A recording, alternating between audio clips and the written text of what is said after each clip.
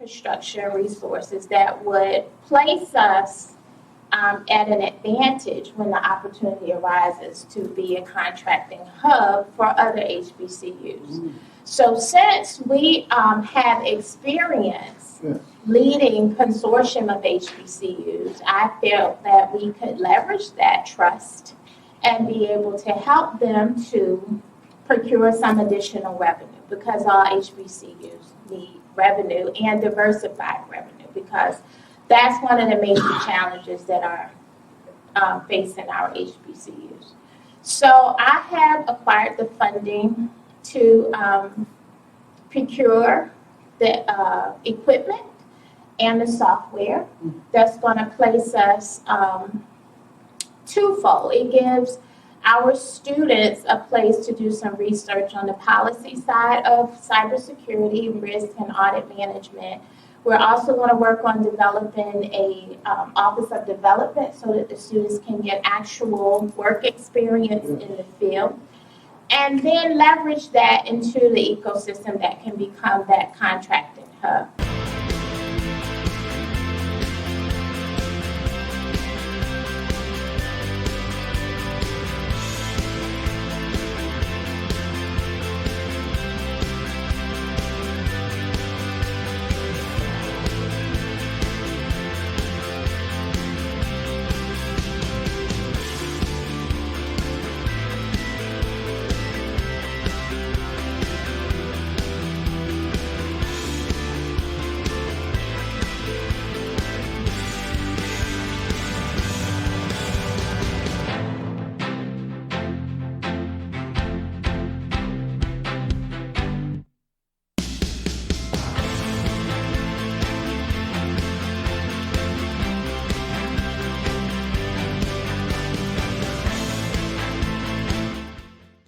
Good afternoon, everyone, and welcome to the first in a series of industry-sponsored Smart HBCU federal contracting event.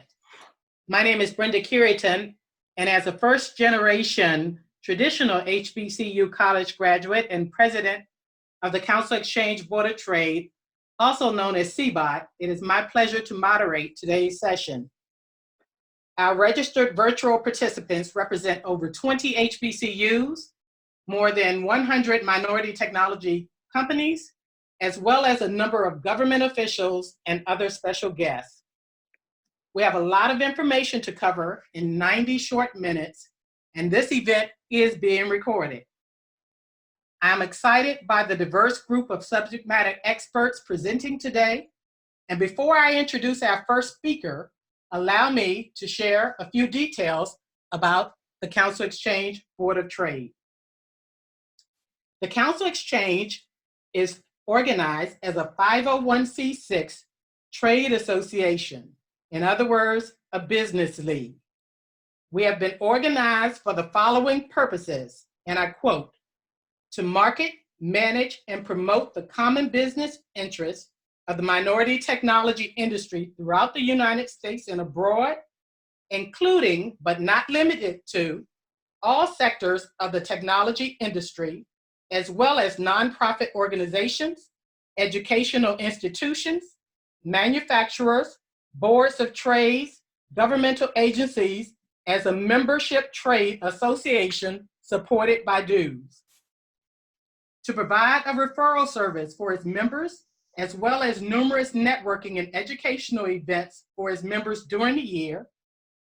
To promote public policy advocacy on a broad range of technology issues impacting minority-owned businesses at the state, regional, and national level, with involvement in federal issues as it relates to workforce, education, procurement, and capital access concerns.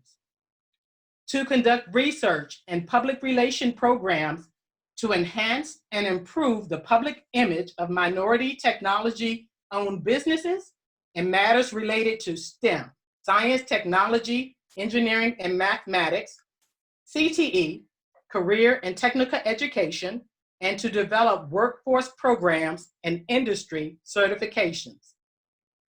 To develop and conduct research initiatives that enhance the U.S. economy's connection to minority technology companies and improve the business environment.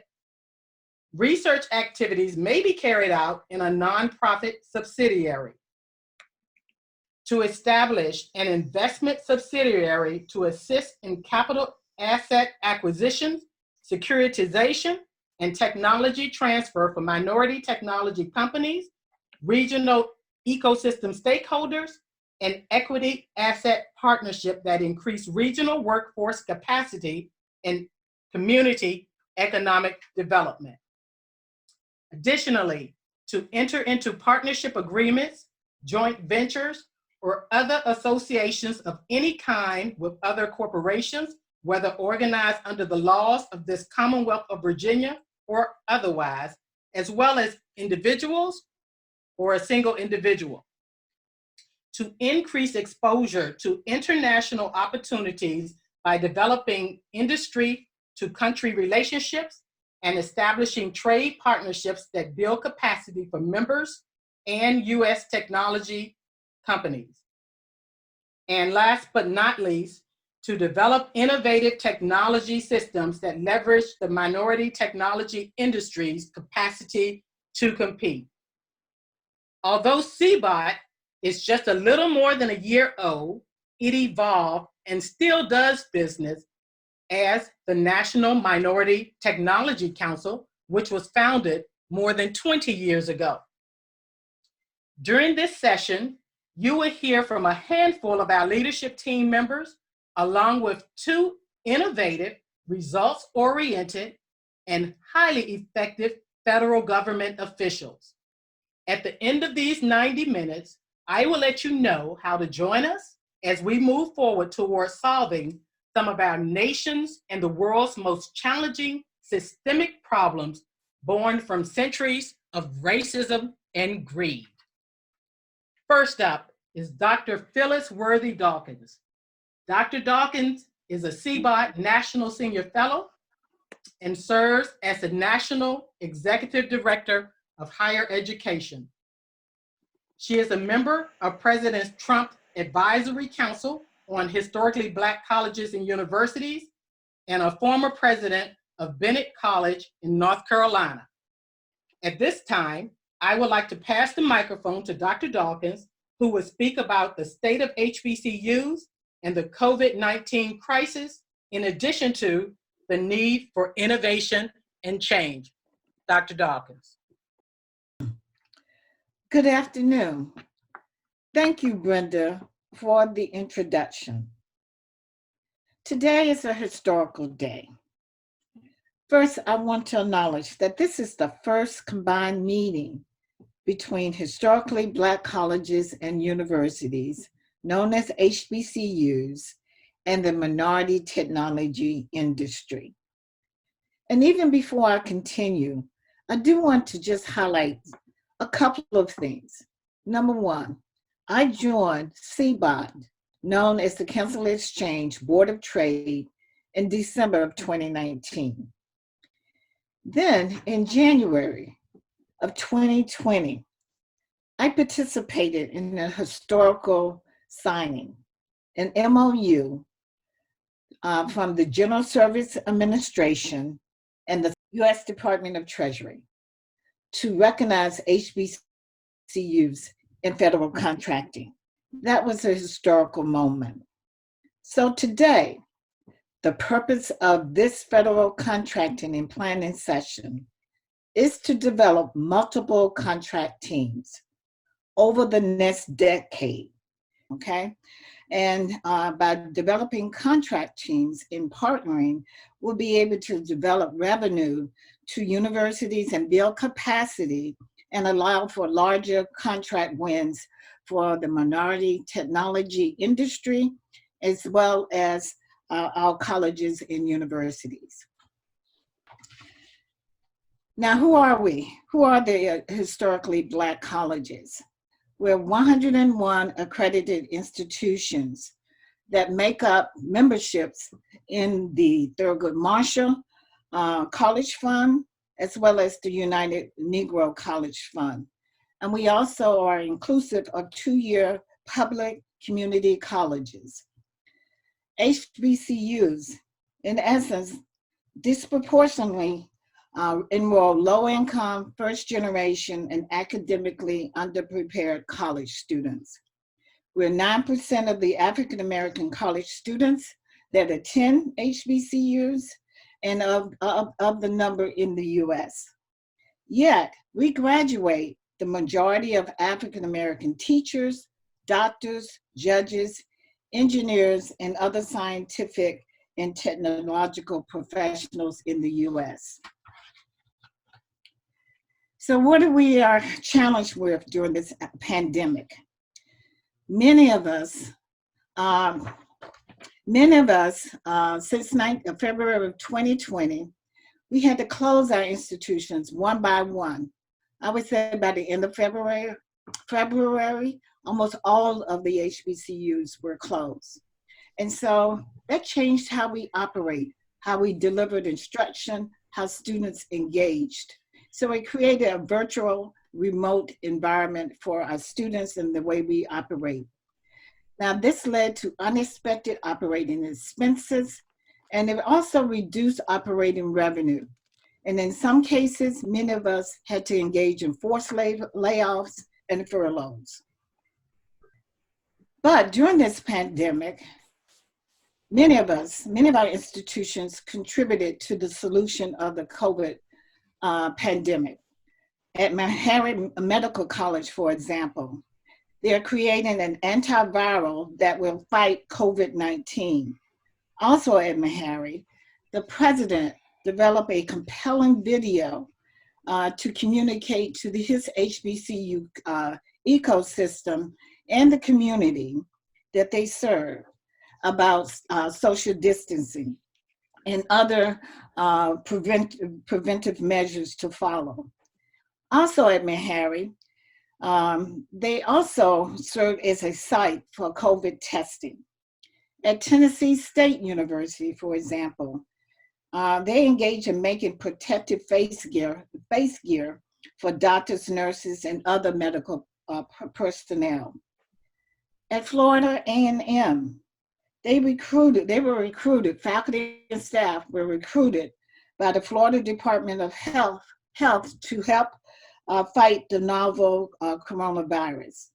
And then at West Virginia State University, they used their university's 3D printer in the creation of the mask for PPE. And I can go on. There are other institutions engaged in the solution to the COVID pandemic as well.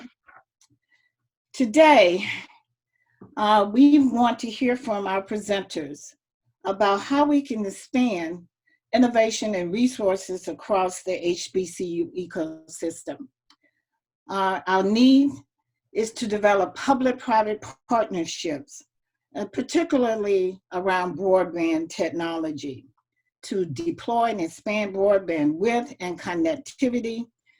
We need equipment for the establishment of this immediate deployment. And right now, we need to upgrade our infrastructure and also have the ability to engage students, faculty, staff, and the community we serve in telemedicine and telecounseling. So today, I want you to take the courage, particularly of my HBCU colleagues on the call. I want you to think about how we can partner, how we can be smart and develop highly capable contract teams to win like never before. So I want to turn this back over and invite you to listen to different opportunities that will be presented today. Thank you. Thank you, Dr. Dawkins. Next up is Dr. Aurelia Williams. Dr. Williams is an HBCU NSU All-Star. By that, I mean both her parents are NSU alumni. She is an NSU alumna. She is a parent of an NSU rising sophomore. And last but not least, she is a fully tenured professor and executive director of the Norfolk State University Cybersecurity Complex. Dr. Williams It is my pleasure to hand you this virtual mic to speak about the Smart HBCU Hub located at the Cybersecurity Complex, which is at the foundation of why we are here today. Good afternoon. As stated, I am Aurelia Williams, the Executive Director of the Cybersecurity Complex at Norfolk State University. I am also the lead PI for the Consortium Enabling Cybersecurity Opportunities and Research, also known as CCORE. CCORE is a grant-funded project with the goal to positively impact the cybersecurity workforce by leveraging the strengths of HBCUs as related to the development of underrepresented groups in STEM disciplines. Our consortium of 13 HBCUs began with partners of varying levels of capacity within cybersecurity. At the beginning, some of our partners were recognized centers of academic excellence, while others only offered the math degree. Over 5.5 years, our partners have worked together well to establish a consortium of educators, students, and professionals that have greater knowledge and skills in cybersecurity, have developed educational partnerships with local business leaders and Department of Energy entities to advance curriculum, and to build and expand capacity at all institutions to reach our goal. We have achieved great success with all partners now offering a program or degree in cybersecurity, in addition to others achieving national accreditation and certification through mentorship. Research depicts an opportunity for growth for HBCUs given the past 10 years, 2008 to 2018, of federal contracts awarded to higher education. There was a 123-to-1 award ratio between predominantly white institutions and the combination of both the HBCUs and other institutions that serve a minority population. As shown on the slide, over the period of 10 years, PWIs were awarded $123 billion, while HBCUs were awarded only $434 million. Federal contracting allows universities an opportunity to connect faculty and students to both research and service delivery systems that bring relevance and discretionary income to our campuses. There is also a unique opportunity to develop partnerships with the business community that may facilitate job growth for the local communities that our universities serve. Given that there is already a documented disparity in contract spending with HBCUs, there is also a need to combine the strength of HBCUs in order to fully capitalize on this historic shift in priorities from the federal acquisition community. The federal government is utilizing multiple executive orders and laws to justify this partnership between Treasury and the GSA. However, Treasury reported that universities were awarded $13.6 billion in federal contracts in fiscal year 19, and of that amount, HBCUs were awarded 0.13%, approximately $18 million. On Monday, January 13th, 2020, at the U.S. Department of Treasury, invited guests witnessed the signing of an MOU between Treasury, the Office of Small and Disadvantaged Business Utilization, with the U.S. General Services Agency Administration, GSA, establishing a partnership to connect HBCUs to federal contracting. The partnership with Treasury and GSA focuses on providing equitable opportunities to participate in federal acquisitions by connecting HBCUs to federal contracting opportunities through GSA schedules. As HBCUs we are encouraged to follow small business protocols. However, we are most comfortable seeking grants versus contracts. We believe that we are stronger together and will have the greatest impact if we pool our resources. NSU has past performance as an HBCU consortium leader who successfully managed a $25 million award from the Department of Energy. NSU, in partnership with the Council Exchange Board of Trade, is in the development stage of an innovative TBM tool. NSU, through various funding resources available to the Cybersecurity Complex Executive Director, has invested in the physical acquisition of resources needed to build this tool. This tool is built on an RSA Archer integrated module development platform that will integrate the platform based on agency missions that work to improve business processes and acquisition outcomes based on individual agency, cross-cutting agency, and citizen impact goals that are benchmarked from evidence-based research. I am hoping that you will partner or join with us to capture the opportunity. We need you, minority businesses, and HBCUs to bring your talents and assets, which are more than just cash, to pool our resources to make a difference in the HBCU ecosystem. The combination could put us in a position to realize our what ifs. What if our pooled resources could be used to impact public school education in our communities? What if our combined assets could be the central port for entitlement programs in our communities? What if we, HBCUs, could attract investment dollars through the hub to be used for multifamily residential, student housing, and or workforce housing to restore the communities surrounding our campuses by leveraging opportunity zones that we currently reside in? Federal contracting could provide us the avenue to achieve the what ifs. But the more important question is, what if we don't come together to provide equitable opportunities for our communities? Thank you. Thank you, Dr. Williams.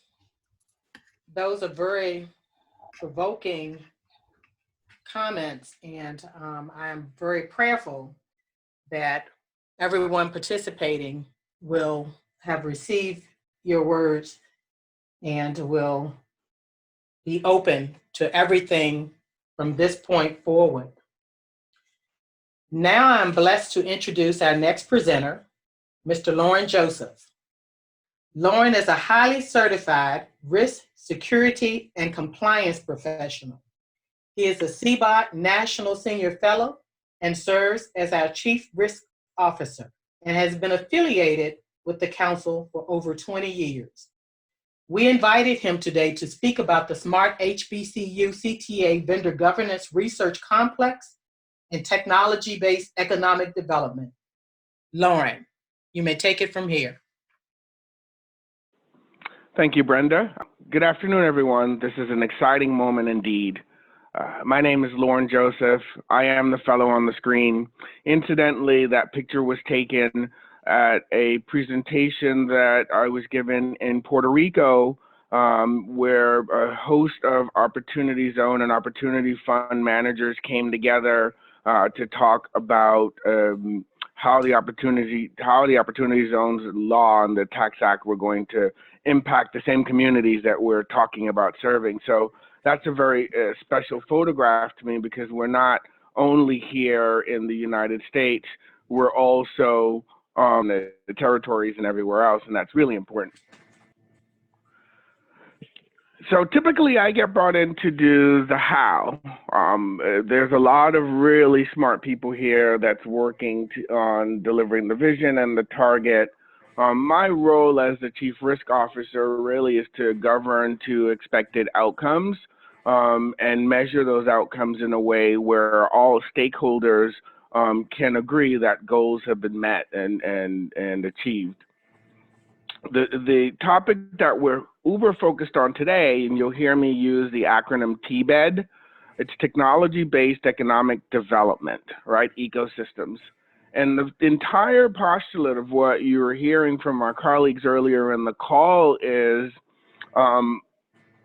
minority technology companies united with historical Black colleges and universities create an incredible formula for success, even in these most uncertain times that we exist today. Said another way, I remember one of my old mentors always saying that the best partners equal organizations or entities that were able to come together, fill each other's gaps or shortcomings, and strengthen their combined position going forward. That has been the very postulate of the council, and as Brenda indicated, I've been involved and so blessed to be involved for the last 20 years. We witnessed everything from success at NSU back in 2001 to numerous appointments on federal and state and local committees, all with the expressed intent of delivering technology-based economic development to our communities. Now let's talk about how we're going to make that happen. So what we didn't mention earlier is that I'm also a member, along with everything that Brenda mentioned. So I run a firm that's a lifetime member of the council, and it's important to note because I'm really talking to the technology company owners, right? There's quite a lot of really smart folks to deal with academia, but members to members, we now have the opportunity to come together and tackle some of our unique but pervasive challenges. One of those challenges is represented in this problem statement, right? How is it that you pull together public and private partnerships with an inherent focus on threat and risk reduction for the express purpose of opportunity realization, right? At the end of the day, why are you managing risk if not to realize the reward of the opportunities that are on the other side? And every institution and entity in existence is in some way, shape, or form operating from that position. We're saying, how do you solidify it and how do you add governance? We believe that by creating this unique union, you have the ability for public, private, federal, state, and local academia and industry, all unilaterally focused on the same outcome: economic development, community development, and clear, measurable goals and outcomes. If we start with risk and we make sure that we implement the appropriate mitigating controls, then really what we can do is minimize the uncertainty by addressing it up front. So Lord, what does all that mean, right? Like really, those are a lot of words. You sound like one of those risk consultants that, does management consulting, Bain and Booz Allen and whatnot. But really what it means is that it boils down to two really core elements. And it's so incredible that I ended up in this area because I'm so passionate about these two elements. Technology-based economic development, from our perspective, is implemented most simply by us having a way to manage opportunity and to govern innovation that is abundantly around us. Managing opportunity boils down to a distinct and unique process to identify businesses and community development opportunities that could be implemented to sustain or improve the local or regional economy. So whoever it is, right, whatever the opportunities are, we've got to have a system just like all of the large enterprises have, everything from customer acquisition down. But even before you identify, where the work is, you have to understand that opportunity management allows this particular crowd to sit around the table and have these very conversations with federal, state, local, and international government. The other side of the equation is the governance of innovation, and that's the thing that's pretty incredible because I know for a fact, for the tons of members that I've had the pleasure of interacting with, you guys are some really innovative folks. I'm sorry, guys and gals, you are really innovative. You're innovating right now in ways that you can't imagine. Our community needs that, and what this CBOT implementation at NSU represents is a programmatic and systematic way to be able to manage these things, just as if you were a large bank managing customers or a new product rollout. Now, for the academia side, there's not without, operational rigor. What are you guys saying? Tell me about these algorithms. I hear you talking to your member companies and saying to them, hey guys, come, let's get together and let's use this fulcrum to create unique opportunities. But what does it mean from an academic standpoint? Well, it's a partnership. So you've got to take the individual variables necessary to be successful. Think about it. Right now, this has been bubbling up for 2 decades, but right now we're in the middle of some of the most trying time this country and I'm assuming each one of us on this phone call have ever experienced. So now more than ever, we need operational rigor and a construct, not only from an economic development standpoint, but a go forward, right? Restart America, reopen America, whatever you want to call it. It's going to require the same levers.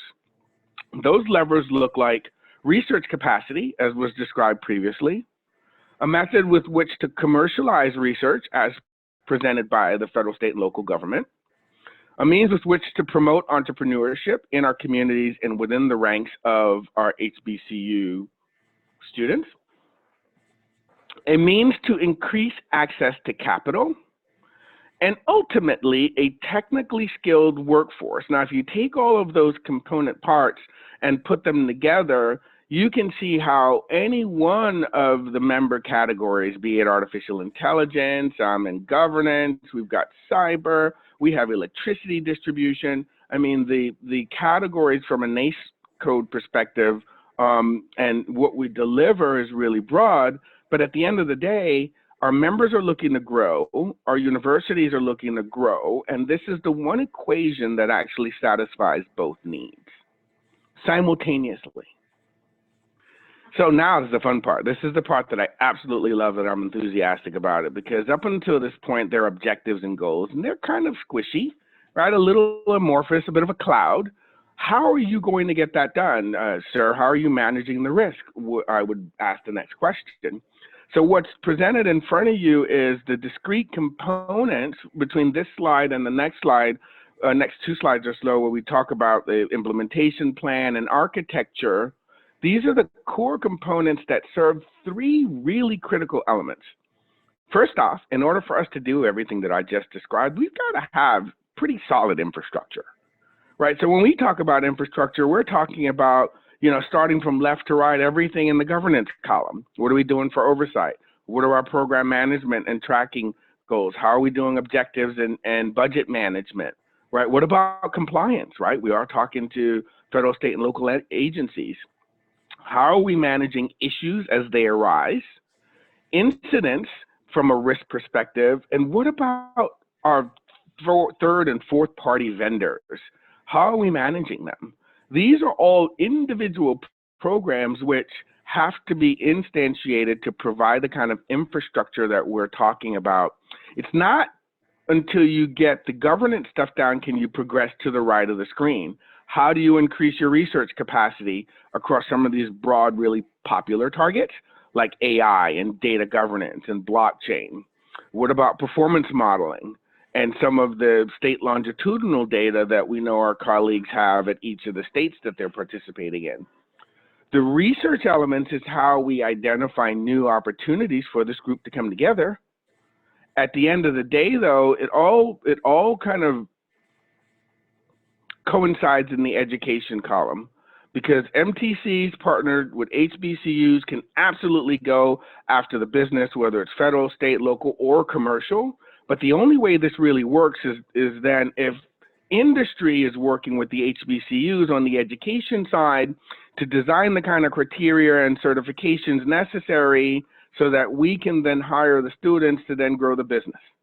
It becomes an incredibly self-fulfilling prophecy, but it's one where ultimately we're responsible for our own success. And I believe that that's the beauty of that. Now, the next slide talks about the implementation plan and how we get there. Now we're talking right down to the nth degree in terms of what are the pre-planning items that we need to cover, and what are the individual critical success factors that are necessary for us to transcend one phase to the next. So in pre-planning, some of the things that you've heard discussed up until now, whether it was acquire hardware or software or complete the equipment install, as Dr. Williams indicated, those activities are checked off. There's still quite a bit of work to be done, but there's quite a bit that's been done already. And the beauty of having a plan is any changes, you have something to be able to reconcile against. Now, it wouldn't be complete if we didn't cover one more slide with respect to how this is being delivered. What we talked about just previously was the program level, right? So people in process. This is the technology part of the conversation. So what you're witnessing, what NSU has led the charge on, what the architectural recommendations are coming from industry, has to do with a core enterprise architecture that allows us to take disparate data sources on the left, and those data sources can be Opportunity Zone data, Open Data Gov Act data, operational systems and rules, right? The state longitudinal data system data. And the goal is to transform those repositories via a couple of different integration points, be it a data feed into the back end. And I'm not sure if we even mentioned it. We talked about the system at NSU, but I don't know if many folks on the phone realize the back end of that system is RSA Archer. So it's an EMC, well, it was Dell EMC, a Dell EMC product. It is implemented across all of the federal government in support of CDM and some of the other good stuff. And it has a great base in terms of a place for folks to go to work once they learn these kind of trainings. So what you see here is how we would operationalize that architecture and the infrastructure that's been acquired. The only two other things that I want to cover here is you've got some use cases in the RSA Archer box where you can see we're covering third-party management and issues and program management and objectives management, right? Beneath there, you see a couple of databases. The database that comes inherent with the platform, and then what we're calling a data warehouse or a data lake at that very bottom, because at the end of the day, we're wanting to produce metrics and reporting across a multitude of categories, and it's not all going to necessarily come out of one system. So the far right column talks about the reporting output, and there's a host of reporting that's going to come from the federal, state, and local government. My summary on this slide is, in order for you to get to the right side of the slide with operations and research, right, where you can do the kind of stuff that Dr. Dawkins was just talking about, iterate in the middle of COVID right now, we need to have a really solid governance infrastructure, which is what was articulated on the left side of the screen, so that these universities can spend their time more focused on the opportunity and the research construct beneath it, and less on customer acquisition and opportunity acquisition. I love this slide. It's one of my favorite slides, I think, in mind maps, because this slide has been around the longest. When you think about how did we get here, you cannot have this conversation without talking about the STEM cortex and all of the research that went into us being able to articulate in under an hour such a really complex challenge. The Council Exchange Board of Trade, also known as National Minority Technology Council, has spent countless years and an ungodly amount of hours in meetings with the individual stakeholders as described in that inner circle. So be it international or finance or research or federal, state, or local government, procurement folks, and intellectual property folks. Each one of those stakeholders had sub-stakeholders. So the work that you're looking at, the architectural design, all of the collaboration is predicated on a core research construct that basically states in order for us to get what we want as a collective, we've got to have individual stakeholder analysis and all the mitigation activities necessary to ensure that each stakeholder that's participating is winning. What they're getting is not only prescribed but clearly articulated, and we do that because of all of the work that was done to line up those needs and identify the overlaps and any redundancies. That was a ton. My hope is you see from a risk perspective and a risk management and an operational perspective, there's a lot of effort going in to operate this, much like our nation's banks and credit card companies operate. And the reason being, if the end goal is to empower these HBCUs to increase their receivables, if you want to move the dial on that less than 1% number just in research, then this kind of operational rigor is a predicate for that kind of maturation and growth. Thank you very much, and have a good day. Thank you very much, Lauren. Now, please allow me to introduce our founder and Chief Executive Officer, Carl Cureton. After years of success in organization development in both the public and private sectors, over 20 years ago, Carl founded the predecessor, National Minority Technology Council, and of course, most recently, the Council Exchange Board of Trade. After years of market research, developing use cases, serving as a thought leader and industry subject matter expert, under his leadership, CBOT is now ready to combine forces and resources with representatives of the HBCU ecosystem and minority technology industry to compete at the highest level, which for us means going after billion-dollar contracts while solving some of our most complex systemic problems. Carl, the mic is yours. Thank you, Brenda, and thank you everyone for being on the call. I just wanted to reiterate how historic this meeting is. I have had 20 years of opportunity to be engaged with many of the people that are on the call today. And over those 20 years, one of the main things that I have been able to glean is that we are absolutely capable of making this leap to allow for us to build an economy with agency and power.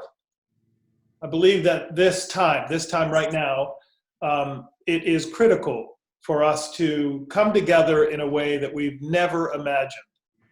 So first, I would like to just thank Brenda Cureton for moderating, and Dr. Dawkins for your leadership, and Dr. Williams for your courage, and Lauren for your tenacity and your capacity to be able to understand the complexity of what it is that we've been engaged in for a couple of decades.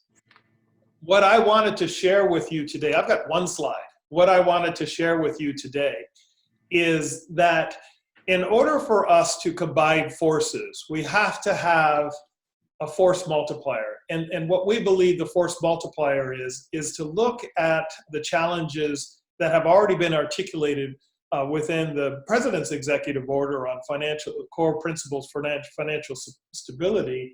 It really looks at what is causing market failure, and going beyond looking at how we can look at regulatory policies that need to be established, and whether it's enforcing executive orders of the past, or whether it is to be able to understand how it is that the procurement system in and of itself can be more encouraging. I believe that in order for us to be stronger together, we have to have the kind of courage that Dr. Dawkins was talking about. The inductive avenue that we're wanting to come together on is based on two pillars that we're mitigating risk. It's information asymmetry and moral hazard. Information asymmetry being where people don't even know that they don't know, and moral hazard being where this the agency principle dilemma, where in fact someone is in charge of helping someone else and they handle their own best interests first. Those two things can be codified in emotional constructs like racism. But when we start looking at things like digital divide, we start looking at things like economic inequalities, and we focus on the risk, we begin to look at how do we solve or how do we mitigate the risk of information asymmetry in the fourth sector economy? Well, we look at it with being mindful of what 5G is going to be doing and how it is that we can begin to penetrate the marketplace in a way where HBCUs can have a control sector inside of information transfer, and that what we see within the minority tech industry is we've got the content and we have the jobs. We represent, as an organization, 65,000 minority technology companies, $100 billion, 500,000 employees. If we look at past data, it's a little bit easier math if we look at what happened in 2012 for the census. There was recorded 5.8 million businesses at $1 trillion. It went to 8 billion businesses to 1.3 trillion, but the math is harder. So if we look at $1 trillion worth of business with 5.8 million businesses, a tenth of that number is 580,000 businesses. Well, we do a tenth of the 1 trillion with 65,000 businesses. The reason is that the tech industry makes a lot of money. And what we're wanting to do is to not create an olive branch. We're wanting, because this is why we're looking at this from a systems perspective, we're wanting to attract investors into a conversation. We're in the process of developing an opportunity fund, and we're partnering with other funds to be able to bring literally sovereign capital to the United States of America. We have trillions of dollars of private equity that is available. We need to bring that to a risk mitigated strategy to where we have decided in a regional basis point to lift up us out of poverty. The language we use is how to hack poverty. If we took the cybersecurity, isolate all source analyst position and began to look at how we could look at the policies and procedures, entitlement systems, and begin to look at it from a technologist perspective, when we start looking at technology business management, edict to actually have technology business management be the lay of the land, what we did last year is we submitted an RFI, and I've had the honor of communicating with about 45 minority technology companies over the last 2 months, talking about this to get them prepared for this meeting. And they're on the call right now. That we've actually developed an RFI that was contingent upon the GSA and Treasury coming together. And you'll hear today that they did that. It's contingent upon the government really looking at the whole of the government. They're doing that. So the time is now for us to come together. And coming together looks like this schema. But over time, we're going to have more meetings. We're going to be speaking more about how it is that we can come together in a meaningful way, in a way that actually will have our children be able to see the world differently. So in closing, I'll just share that for us, this is an algorithm. The language that I use, it's a love algorithm. That the more that we could understand that our connectedness has to do with trust, and that the fears that we have that are embedded, but the emotional construct that is embedded because of history is what we're thwarting. And so for us to look at information asymmetry as something that we're mitigating, we've got to learn. We've got to think critically, and we've got to come together financially in a way that we can grow the economy. We're having a conversation that is $1 trillion conversation by 2025. I thank everyone for being on the call. Brenda, I thank you for your leadership and in moderating. I congratulate you for your position as president of Council Exchange Board of Trade. And for that, I'll turn over the mic to make sure that we can give our special guests some time. Thank you very much, Carl. Next up is the CEO of SD Solutions, Balaji Venkatasan. Balaji is not only an alliance member of the Council Exchange, however, his company is an award-winning 8A HubZone certified GSA schedule holder. He is an expert in computer science, engineering, business, finance, and information systems, and will speak about his progressive membership and long-run strategies. Balaji. Thank you, Brenda. Good afternoon, everybody. My name is Balaji Venkatasan, and I've been associated with the council for the last 3+ years in a progressive manner. I started as a certified member and then went on to become an executive member. And then, when the Alliance CTA initiative was forming, I became an Alliance member. And as part of the Alliance membership, there's quite a bit of activities that are going on in the background. So if you can look at the activities on the screen, there's quite a bit of capture management. For example, I would point out two instances where we had a meeting with HHS, NCI specifically at Frederick, Maryland, to talk about how we can, as a hub zone HBCU Alliance partnership, can help with some of the challenges faced by NCI in finding qualified hub zone HBCU universities and transform that into business opportunities. We've had a pretty good conversation on the topic, and there are some things happening in that perspective. And also, a few minutes ago, Carl mentioned about technology-based management response.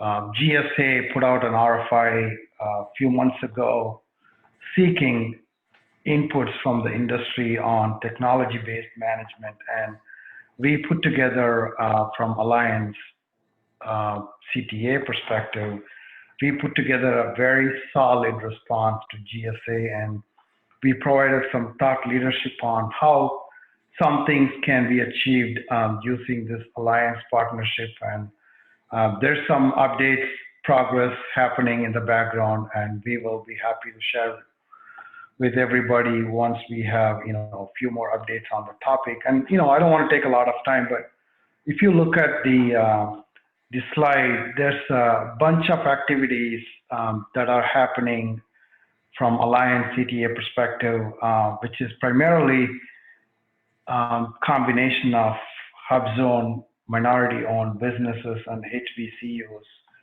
The synergy between these organizations and how they can work together to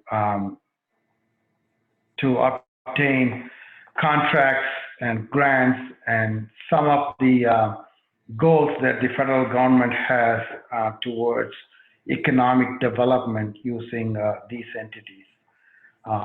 If you have any questions, feel free to reach out to me, but I would like to move on to the next speaker, given the limited amount of time, but we will have more updates for you in the future.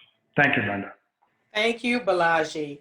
It is definitely my pleasure now to introduce Dwight Daniil. Dwight is not only a graduate of an HBCU, specifically Hampton University. He is the Director of Small Business at the Defense Logistics Agency. Prior to that, Dwight has served as a contract specialist with the U.S. Department of Navy, the U.S. Department of Education, and a team lead for small business with the Department of Health and Human Services. Most recently, he served as the Director of Small Business and Industry Liaison with the U.S. Coast Guard. Dwight, the mic is yours. All right, so good afternoon, everyone, and I trust that you can hear me. I have to be transparent in the current times that we're in. I am managing multiple meetings right now.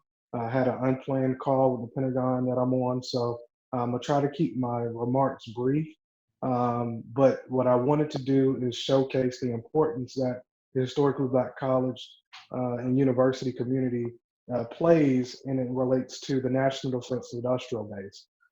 So I'll start with the lay of the land. So I think we all know COVID-19, the novel coronavirus, is hitting us hard here on the home front, and really is a national pandemic. And there are a lot of efforts going on across the whole of government to help America bounce back from this unforeseen circumstance and virus. And where our historically Black colleges to play is helping us recover. So we'll start with where are the opportunities? One of the things we're realizing holistically as we climb out of this pandemic era is that our medical supply chain is solely dependent on international resources.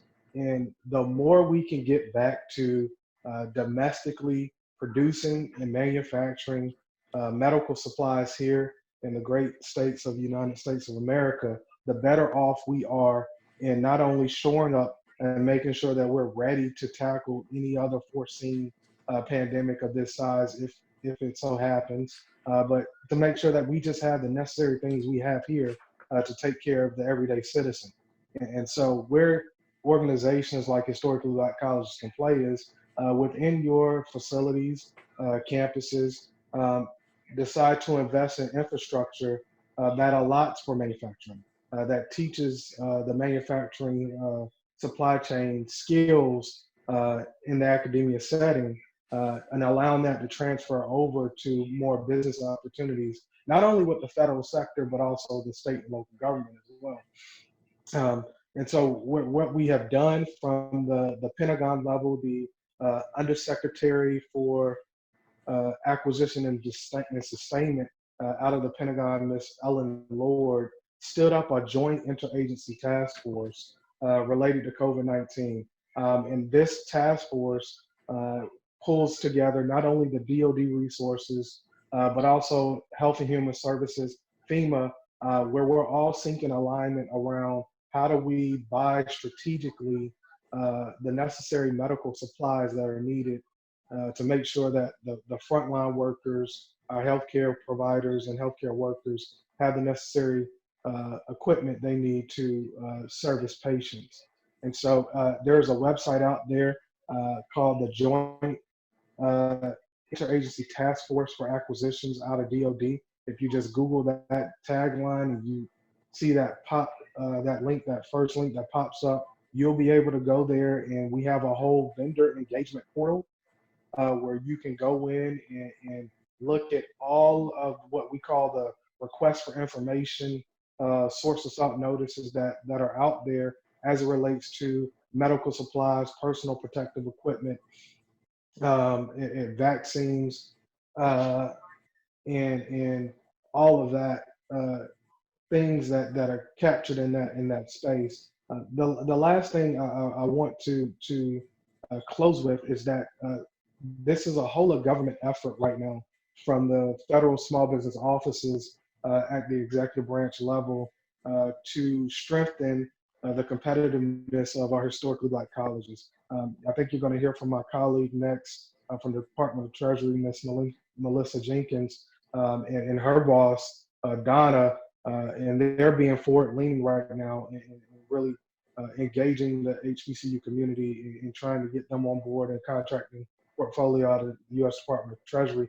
And all of that effort is trying to be duplicated across other federal agencies. We're talking within the DoD space to figure out what does that look like moving forward for the National Defense Industrial Base, but know that historically Black colleges do play a role in the National Defense Industrial Base, and your help is needed to not only help us with national defense priorities, but in the more immediate need to help us resolve solutions and problems related to COVID-19, especially as it relates to our medical supply chain.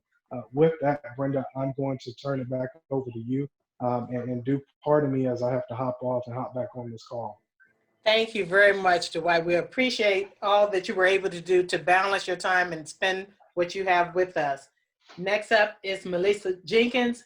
Melissa is a program manager, the program manager of Women-Owned Small Businesses and Industry Liaison for HBCUs in the Office of Small and Disadvantaged Businesses Utilization at the U.S. Department of Treasury. Among her many accomplishments includes facilitating the historic MOU signing between U.S. Treasury and the GSA to increase federal contracting opportunities with HBCUs. Melissa, show. Good afternoon, everyone. Good afternoon.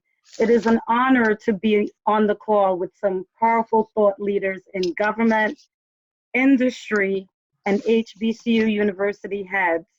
I would be remiss if I did not thank the Council Exchange leadership, Mr. Carl Curitan and Miss Brenda Curitan, for inviting me to be a panelist for today's session.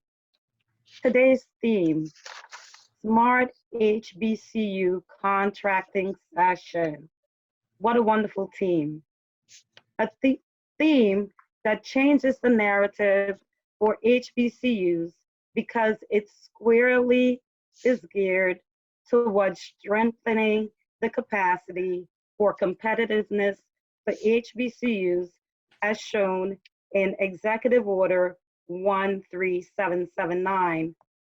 A lot has happened as a direct and/or indirect result of COVID-19. At Treasury Office of Small and Disadvantaged Business Utilization, we look at COVID-19 as an opportunity to lead with empathy. Empathy, imagine empathy with leadership and adding that personal touch. And how important is that working with our HBCU community? I think it is important because it changes our mindset. Our mindset matters when we knock on the doors of our HBCUs where they're having to redefine themselves on the fly, and the need for us to extend the olive branch to help them find new revenue opportunities within the federal government landscape. Our advocacy is synonymous to, if I can help somebody, then my living shall not be in vain. At Treasury, we have ramped and tooled up our business practices because we know that we truly have to be advocates and not just come on stage and say wonderful things about all of the plans that we have to do and not follow through. We truly want to do what we say we're going to do and super exceed expectations for all in government, for our internal and external stakeholders as well, for our HBCU university platform. By that I mean the safety net of the collaborative efforts of the U.S. Department of Treasury, federal agency partners, industry, and HBCUs is the most important fiscal automatic stabilizers HBCUs can have, where they can execute contracting and grant opportunities in federal space. Dr. Aurelia, salient point of what if, the what if, and how. So to her what if, Treasury is working to provide HBCUs a seat at the table for federal government contracts. I am delighted to share with you today that while we were preliminarily going through the beginnings of COVID-19, on January 13th of 2020, the U.S. Department of Treasury and the General Services Administration signed an official memorandum of understanding to support HBCUs in federal contracting opportunities. This event was historic because no other federal agencies have ever formed such an agreement. The agreement was propelled by Executive Order 13779, which was issued on February 28th of 2017. We currently have 3 HBCUs on GSA IT 70. They are Alabama A&M, Fayetteville State University, and Oakwood University. I think you will find that HBCU's capabilities are very broad. For example, when you look at the School of Business, their capabilities is certainly going to differ from the School of IT Cybersecurity. So we want to make sure that HBCUs continue to do a more inclusive capabilities where you provide a broad scope, because a lot of the things that you do are going to be a little bit different than a traditional small business. And we want to make sure that you do the data capture to capture everything that you do, capture all of your past performance, and ensure that you align your SAM profile. Your SAM profile is in the System of Award Management. Make sure that you capture the NAICS codes in areas that you provide products and services. Because if we don't know that you provide those products and services and it's not in your SAM profile, we won't even know in market research if you can be considered for that procurement award. So you want to make sure that that stuff is relevant. Something as simple as having a wrong phone number or a POC that no longer works at your institution could be a missed opportunity for you. And we don't want those opportunities that are bubbling up to be missed for your university. But here's another thing. Treasury Ozabu did not stop there, because we want to make sure that we look at areas and look at best-in-class contracting vehicles where we can provide opportunity for HBCUs. And we stepped out and provided policy language to NITAC. NITAC is an arm of the National Institutes of Health to see if we can have HBCUs considered to be on-ramp for CIO SP4. The CIO SP4 is one of the largest CIO best-in-class contracting vehicles to the tune of $40 billion. We say this to mean that we are working diligently behind the scenes with our federal agency partners to get HBCUs included on contracting vehicles. We are also fleshing out with SBA if HBCUs can be considered a small disadvantaged business, because technically they are not a small business, so you don't really fall in any of the federal government small business statutory goaling areas. So we would like to see if perhaps maybe you can designate a portion of your university as an LLC, similar to traditional universities that are getting the largest proportionate share of federal contracts and grants. What are these universities doing that HBCUs are not? And how can we intellectually leverage their best practices? Today, I encourage HBCUs to map single points of contracts within your organizations that will serve as your federal agency liaison. The COVID-19 pandemic is not just a short-term crisis. There's a pressing need for HBCUs to build long-term resilience and understand that there are other executive orders that you need to page through, such as the Executive Order 13747 on the global health security. Understand what that means and understand your true role and sit at the table. I would even say get at the head of the table, right, in R&D. HBCUs must build sufficient flexibility to protect against future disruptions. They should also consider developing a robust framework that includes a responsive and resilient risk management operations capability. That capability should be technology-led, leveraging platforms that support supply chain analytics, artificial intelligence, and machine learning. It should also ensure end-to-end transparency across the supply chain, because we see the broken supply chain that is happening now.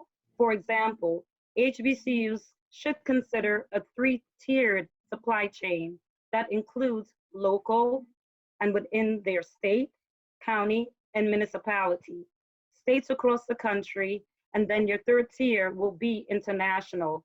In the long-term risk response will continue to become an integral part of business as usual. Thank you so much for inviting me today to speak, and I'll turn this back to Ms. Brenda. Thank you very much. We now have just a short sound bites from team members before we wrap it up. Next up is David Code. David is a National Senior Fellow. He represents the Community Outcome Fund, and background is in artificial intelligence, asset management, and compliance. David. Thank you, Brenda. The big thing that we're going to address with the Outcome Fund is that there are really 2 trends that have taken place over the last few years emerging, and one much shorter than the other. But one is what we'll say socially conscious investing trends. And this is where we see asset owners and even asset managers moving away from high participation in public markets to direct investments that promote the common good. And the other trend that we've seen for many years is that global sourcing policies have really left the country exposed across commerce, education, and even national security. And the Outcome Fund will address both those trends. The Outcome Fund works really to develop transactional partnerships based on agreements that utilize distributed intelligence to reduce investment risk. Predefined rules allow structural controls and outcome-based events to drive joint venture agreements and investment payouts. So the Outcome Fund will focus on location-based workforce and economic empowerment areas located in 20 regions across the United States. Now, we initiate the creation of regionally supported partnerships or joint venture corporations that are programmed to distribute returns obtained from special allocations based on internally calculated index. Now, the Community Outcome Fund development processes focuses on high impact qualified opportunity zones with a higher education anchor, such as historically Black colleges and universities that we've been talking about, who are willing to develop workforce partnerships to attract grant, contract, and foundation commitments that spur the economy and reduce investor risk. After each regional fund is constituted, a qualified investment manager will be added to interface between investors, the investment partner portfolios / joint ventures, and community stakeholders. So the Outcome Fund's campus architecture methodology incorporates workforce housing, educational facilities, office buildings, hotels, and research complexes. And the fund will also develop industrial real estate investments and small business equity investments in both Section 3 and Hub Zone companies. Qualified Opportunity Fund investors who roll over capital gains achieve additional tax-deferred benefits. Many of our investors are focused on impact investing, so focusing their capital in longer-term projects that transform communities and leverage workforce capacity, infrastructure governance, and positive business climate. Projects will benefit from over 8 years of research focused on regional ecosystem innovation, targeted produce knowledge economy jobs by improving the human capital systems and bringing new economy employers to distressed communities. The Outcome Fund is developing a private placement under Regulation D, which is a securities offering exempt from registration with the Securities and Exchange Commission. Research is now underway to establish reasonable performance expectations, use of cash, articulation of transfer restrictions and projected financial statements, reliance on technology, and specific ecosystem-driven dynamics that decrease investor risk and increase the likelihood of a positive investment return. Thank you, Brenda. Grant Sinoski is up next, and Grant is an international senior fellow based in Canada. His specialty is on innovation and strategic partnership. And Grant, you have it. Thanks. Ronnie, I apologize for hijacking your phrase, but I'd like to say knowledge plus action with trusted partners equals even greater power. And so with that, first I'd like to say thank you, Brenda, and thank you to all here. I'm delighted to be a participant in today's historic and first Smart HBCU Federal Contract Innovation event, and even more delighted as a Canadian International Senior Fellow to highlight our Canadian hub, our hub for international operations. For me, my passion to be involved is both personal and professional. The Council Exchange Board of Trade tagline of building trusted networks worldwide aligns with my personal aspirations as a 35-year IT technology professional and small business owner, as well as I believe aligns with most Canadians. Of note, our CBOT chairman, Carl Curtin, was born in Canada. He and I grew up in a similar neighborhood as Hamiltonians, a city that's very similar to Pittsburgh, a steel city, and created a strong bond and trust as young people. And I was delighted that 3 years ago when Carl called me to become involved, I had an opportunity of intersecting with Carl again, but this time on a wider mission based on technology, but also based on strong trusted networks, and partnering between ourselves and our nations. Of note, Canada is about 38 million people. There was conversation in the last discussion by Ronnie on African Americans and poverty. There's about 45 million African Americans compared to 38 million Canadians. So when I think of the topic on poverty and the number of people that may affect in that community or the minority community that we're speaking of, it brings some context from a size perspective, especially given that the United States is Canada's largest trading partner, representing about $300 billion in both imports and exports on an annual basis. The two of us as individuals, when I talk about Carl and myself, as well as I would say our nations are focused on the same sustainable development goals that the Council Exchange Board of Trade is focused on: quality education, good jobs, economic growth, innovation and infrastructure, and partnership for goods. So our Canadian hub represents a strategic opportunity for both sides of the border, for both of us mutually leveraging intellectual property from HBCUs, minority tech companies, Canadian tech companies, Canadian universities, and a real opportunity to take smart contracting and smart partnerships as well as capacity to a whole nother level. So with that, I would like to say that I am so looking forward to what is potential.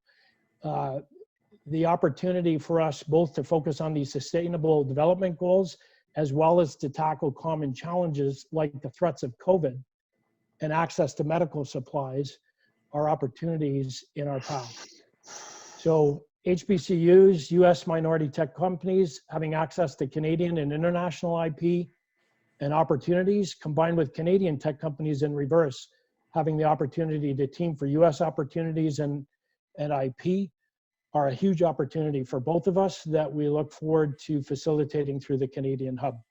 So with that, I look forward to partnering to a future roundtable focused on mutual growth and solving complex challenges, and for us being stronger together. Thanks, Brenda. Thanks, Carl. Thank you very much, Grant. This Canadian Hub is very key to our strategic direction, and we look forward to all of the work that we're going to do in that regard. You've heard a lot of information today about different initiatives, and we recognize that this is a challenging time.